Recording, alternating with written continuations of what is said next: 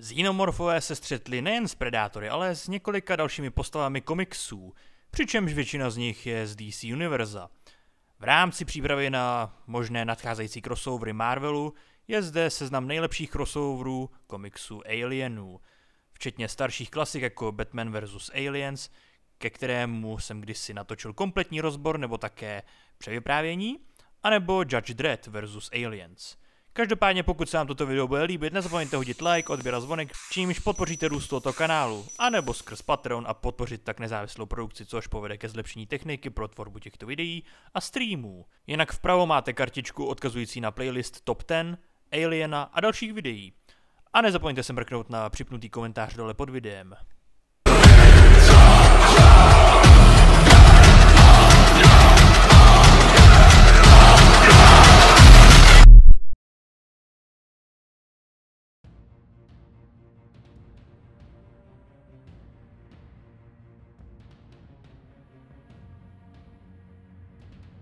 Crossover Wildcats Aliens se odehrává v době vrcholu společnosti Image Comics v 90. letech.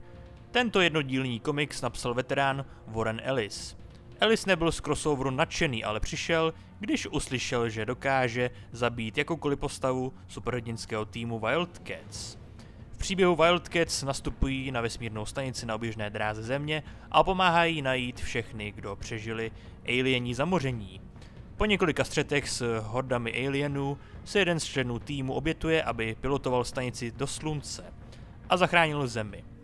Toto je pravděpodobně nejslabší ze série Alien crossoverů, a to jak generickým příběhem, tak po stránce kresby a relativně neznámým týmem hrdinů.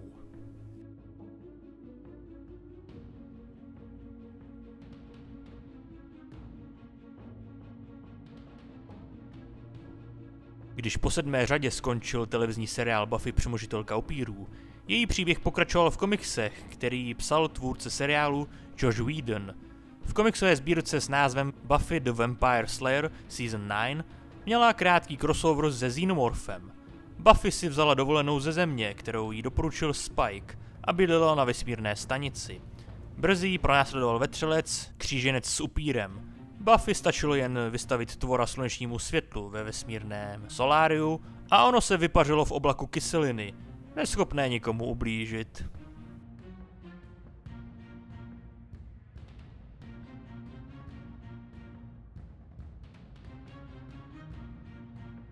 Aliens Vampirella představuje jediný známý případ proražení hrudníku hostitele, který i přesto přežil, bez chirurgického zákroku.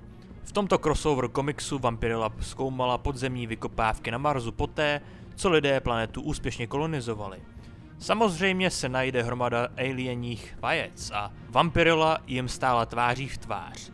Poté, co se Xenomorph vynořil z její hrudi, vypila krev blízkého člověka a zcela zahojila díru v hrudi. Samotný Chestbuster dospěl ve velké zmutované stvoření s křídly, které zdědilo rysy od Vampirelly. Vampirella pomohla malé skupině přeživších vyhodit základnu do vzduchu a uprchla ve vesmírné lodi.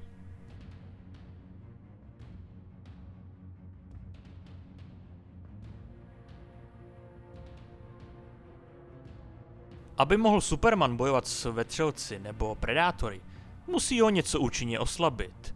V Superman vs. Aliens ztrácí většinu svých schopností tím, že je daleko od Slunce na návštěvě staré kryptonské kolonie. Kolonie byla zjevně zamořená Xenomorphy a muž z oceli spojil své síly s Karou, osamělou přeživší. Superman nakonec dostal Facehaggera a většinu příběhu nese v sobě embryo aliena. Na konci je kolonie vyhozena do vzduchu a Superman se vrací na Zemi v únikovém modulu. Když byl blízko Slunce, okamžitě cítil, jak se jeho síly vracejí a jeho tělo vstřebalo parazita Xenomorpha.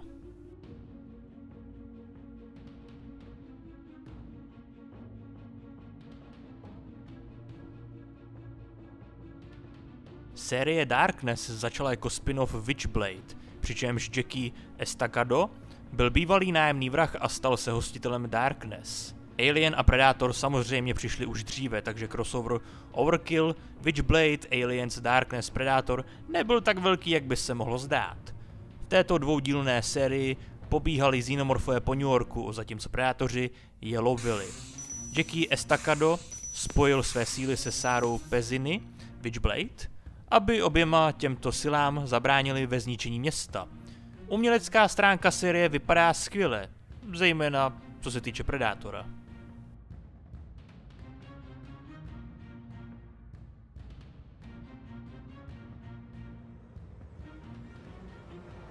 Green Lantern vs. Aliens je potřetí, kdy alieni bojovali s významným členem Justice League.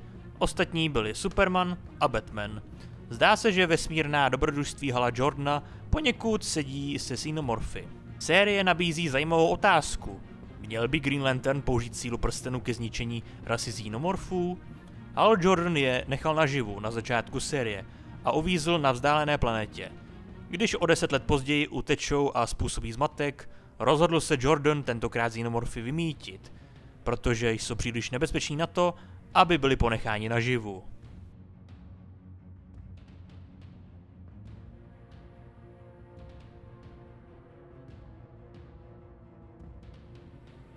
Alien vs. Predator vs. Terminator je 4dílná komiksová série, která nakonec spojila 3 franšízy. Zatímco většina příběhů Terminátora zahrnuje cestování do minulosti, tato šílená série se odehrává o několik staletí v budoucnosti. Zahrnuje dokonce Ripley 8 a Cole z filmu Alien Resurrection, jeden z mála příběhů Expanded Univerza, který tak učinil. Existují šílené věci jako hybrid Terminátor Aliena, supervojáci a kryptoterminátoři. A také John Connor. Stojí za to si to přečíst.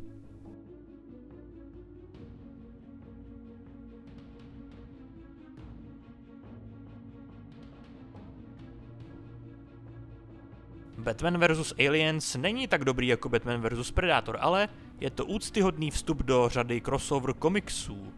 Příběh zavede Batmana do mexické džungle při hledání ztraceného geologa Wayne Enterprises.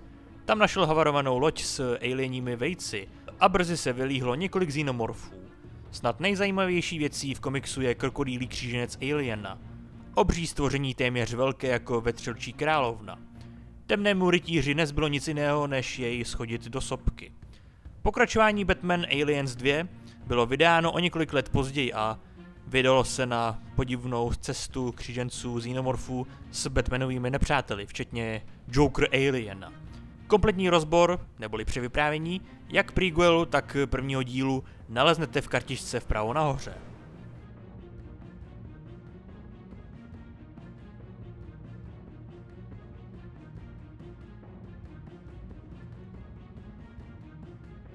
Soudce Dredd během své kariéry zabil a zatkl všechny druhy exotických tvorů, ale poprvé se setkal se xenomorfy v Judge Dredd vs. Aliens Incubus.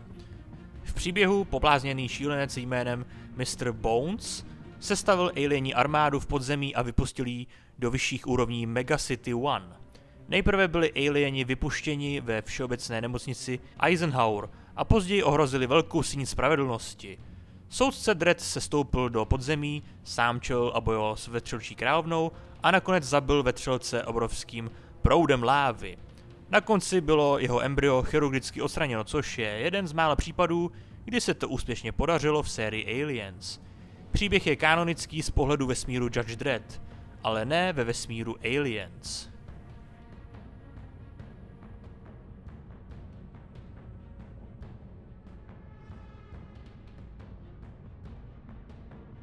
Komiksová série Aliens vs. Predator byl prvním crossover komiksem pro oba druhy a důležitým začátkem nové série. Pro sérii Alien představuje několik zajímavých konceptů, jako je zajatá královna, která snáší vajíčka pro predátory a xenomorfy rodící se z jiných stvoření. Kresby jsou slušné a hlavní postavy, Machiko no Guchi a Dachande, jsou docela drsné a snadno zakořenitelné.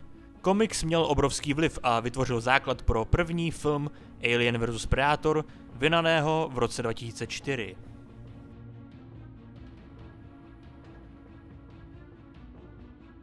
Tak vážení, tohle bylo top 10 nejzajímavějších crossoverů s Alienem. Který z těchto crossoverů je podle vás nejzajímavější? Napište mi to dolů pod tohleto video. Každopádně zde můžete vidět slávy patronů na Patreonu, kteří svými příspěvky podporují chod tohle kanálu, jeho budoucnost a také nezávislost co se týče této produkce, protože díky novým pravidlům tady na YouTube už tento kanál bohužel skoro nic nevydělává, takže jediný výdělek z této produkce je tady z Patreonu, takže díky všem našim patronům, kteří podporují tuhletu produkci tímhletím způsobem. Pokud byste měli zájem o tuhletu formu podpory, tak dole v popisku máte odkaz na Patreon a zde naleznete veškeré informace, veškeré benefity, jako například, že uvidíte tyto a další videa o několik hodin nebo o několik dní dřív než ostatní, anebo že dostanete speciální odznáček na live streamech a mnoho dalších benefitů. Zároveň dole v popisku máte odkazy na mé sociální sítě, kam dávám denně časy a info, kdy a jaká videa vyjdou, v kolik vyjdou nebo kdy a jaké live streamy budou. Plus odkaz na můj Steam a na můj PlayStation účet, kdybyste mě chtěli sledovat, jaký mám progres v hrách. A jinak, pokud se vám toto video líbilo, dejte like, odběr, zvonek, sdílení, pokud ne, tak dejte dislike. Je to vaše volba, nic vás to nestojí, je to zadarmo a hodně tím podpoříte růst tohoto kanálu. Toť vše z mé strany, díky za vaši pozornost, uvidíme se u dalšího lore videa nebo nějakého livestreamu a do té doby dělejte to, co vás baví, bez ohledu na to, co vám kdo říká. Mějte se.